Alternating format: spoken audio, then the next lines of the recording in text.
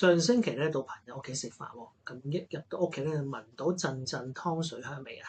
咁啊，當我準備飲湯嘅時間咧，咦發現啲湯渣被阿姨倒咗入垃圾桶喎，咁我就即刻制止啦。咁阿姨話煲咗4個鐘頭喎，啲湯料咩營養都已經去晒啲湯裏面啦，唔通咁多連湯渣都唔放過咩咁喎？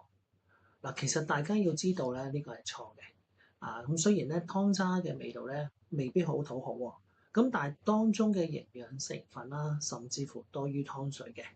嗱，因為咧湯料裏邊嘅營養元素咧，一般只有水溶性嘅氨基酸同埋水溶維他命咧，先會用得到喺湯裏邊。咁啊，大部分嘅其他營養素咧，仍然保留喺湯料當中嘅喎。嗱，如果你將湯同埋湯料一齊飲嘅話咧，咁啊營養價值當然係最高啊。咁啊當然啦，湯料最理想咧就係要去肥減瘦啦。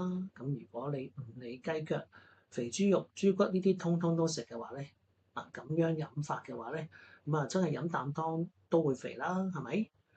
好啦，煲湯嘅時間亦都需要控制得宜啦。一般建議咧唔好多過2個半鐘啦。嗱，因為肉裏邊嘅蛋白質咧，幾乎係唔會完全溶喺水噶啦。咁啊，縱使經過長時間嘅烹煮咧，亦都唔會全部湯料裏邊嘅營養成分咧，都會溶到喺湯裏邊嘅喎。